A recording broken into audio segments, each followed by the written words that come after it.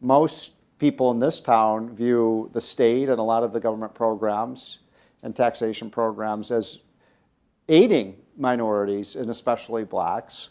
And you're making the argument in your writings for 30, 40 years and in your book that in fact policies like the minimum wage, the expansion of the welfare state have actually been a setback for minorities. How do you defend yourself against your critics? Well, if you look at the minimum wage, most Americans support the minimum wage and increase in the minimum wage because they have good intentions. They think that, gee, it will help low-skilled people earn higher living. But when you look at public policy, you should not look at the intentions behind public policy. You should ask the question, what are the effects? And you can see the effect of the minimum wage law if you put yourself in the place of an employer. And you say, and you have to pay $7.25 an hour to no matter whom you hire. Well then, would you hire a worker who is so unfortunate so as to have skills that would only enable him to produce $3 or $4 worth of value per hour? Well, most employers will look at that as a losing economic proposition. That is to pay somebody $7.25 when that somebody could only produce $4 worth of value per hour. And so the effect of the minimum wage law is to discriminate against the employment of low-skilled people. And if you look at wait a minute, those are the people who are going to get the minimum wage. No, they're not going to get a job in the first place.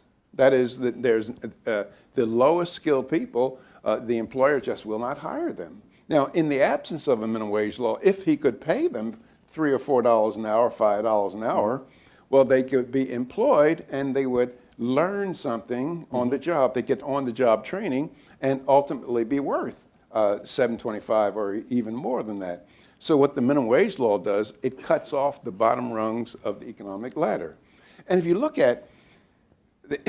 for the empirical evidence of this, you just look at our labor force and you see that the unemployment rate among teenagers is the highest. And teenagers are low skilled because they lack the experience and maturity and other attributes of adults. And among that group are black teenagers who not only share the handicaps of teenagers in general, but they share the additional handicaps of often going to rotten schools, getting fraudulent education, poor backgrounds, rotten neighborhoods, and early work experiences are very, very important for people who have this kind of background. Now, there's something else about the minimum wage law that nobody considers, and I point that out in a book I wrote in 1989. It's called South Africa's War Against Capitalism. And in that book, I do a study of labor markets in South Africa during its apartheid era. And I give citation after citation of racist unions in South Africa who would never have a black as a member, were the major supporters of minimum wage laws for blacks. And their stated reason was to make the wage high enough so that employers would not hire black workers, they would hire white workers. So it turns out that the minimum wage is the most effective tool in the arsenal of racists everywhere in the world. And let me just give one more example on minimum wage law. The first minimum wage law in our country was the Davis-Bacon Act of 1931. And the Davis-Bacon Act says that all workers in federally funded or federally assisted construction projects must be paid the prevailing wage. And if you look on page 6513 of the Congressional Record on March 31st, 1931, you'll see congressional testimony where congressmen will say, see that contractor over there? He brings cheap colored labor up from the South, puts them in cabins, and it's labor of that sort that has to compete, that white Americans are competing against. It was all kinds of testimony in support of the Davis-Bacon Act that demonstrated that they wanted to keep blacks out of construction. Wow. And see, the tragedy of it is that the Davis-Bacon Act is still on the books today. And another part of the tragedy is that black congressmen, they also support the Davis-Bacon Act. Now, they support the Davis-Bacon Act because unions want the Davis-Bacon Act. Now, the people who support the Davis-Bacon Act today, they just don't use the same rhetoric. They use a more enlightened rhetoric in support of the Davis-Bacon Act. But the minimum wage law, any kind of minimum or any kind of regulation on prices, it discriminates against less preferred people. I mean, if you ask the question, and one example I frequently give talking about setting prices, any kind of price control, it discriminates against less preferred people. I often ask people, suppose you saw a fat, old, ugly, cigar-smoking man, and he's married to a beautiful young lady. What kind of prediction would you make about that man's income?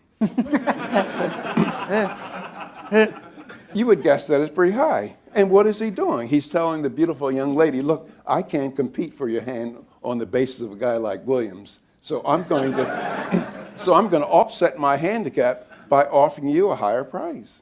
And so decent people might say, well, gee, is it fair for beautiful young ladies to treat fat, old, ugly, cigar-smoking men any differently than they treat handsome men? And they'll say no. And then you make a law saying that beautiful young ladies can't charge fat, old, ugly, cigar-smoking men higher prices than they charge handsome men. Then you say, well, then what happens to the probability of a fat, old, ugly, cigar-smoking man marrying a beautiful young lady? What you've done by regulating prices, you've taken away his most effective means of competing with the more preferred man by offering higher prices. And so that's the same thing when you regulate any price. You handicap less preferred people. So if Jesse Jackson were here, or some of the more liberal economists, they would respond to what you're saying by saying, well, look, maybe some people will lose their jobs. But, you know, if you look at the statistics, a disproportionate share of the people who get minimum wage are blacks and Hispanics, minorities. Mm-hmm. And Walter Williams, you are denying these people a pay raise. And then they would ask you, and I want you to respond to this, they'd say, well, Walter Williams, do you want no minimum wage? I mean, should there be no minimum wage that you could pay someone 50 cents a dollar? You're just going to drive those wages down to the least common denominator. Well, first of all, that would be untrue, but I would answer the question, yeah, I would want no minimum wage, because what the minimum wage law does, I believe in people's right to contract and be able to engage in peaceable voluntary exchange at mutually beneficial or mutually agreeable terms. And the minimum wage law interferes with that. And matter of fact, the courts for a long time in the United States held that same position, that the minimum wage law violated the right of contract. And you look at the Children's Hospital versus Atkins case, and where the court said that it violated the freedom of contract. And it wasn't until the 1938, I believe, is West Coast Hotel versus Parish, I believe. That's the case where the court eventually said, well, gee, the minimum wage law is constitutional. But however, they were under threat of Roosevelt packing the court, so it was the they say sometimes the switch in time that saved none. Right. And so I believe that people have the right to negotiate. And then also a lot of people say the minimum wage law is an anti-poverty device. It reduces poverty. Well, that doesn't even pass the smell test. I mean, because if it were an anti-poverty device, rather than our spending all these millions and billions of dollars in foreign aid, we just tell Bangladesh and Haiti, you could be rich like we are, just have a higher minimum wage. That's just utter nonsense. And then also, the empirical evidence on the minimum wage law, in 1948, the unemployment rate among black teenagers was 9.4%. 1948. 1948. The unemployment rate among white teenagers was like 10.2. So it's lower. It was lower. It's lower for blacks than whites. Yeah, and the labor force participation rates for black teenagers were greater than white teenagers. Matter of fact, it was 106%. And so you say, well, how come in 1948? Was there less discrimination? Is that why? Or were blacks more in 1948 higher skilled than whites? No, it was the minimum wage law.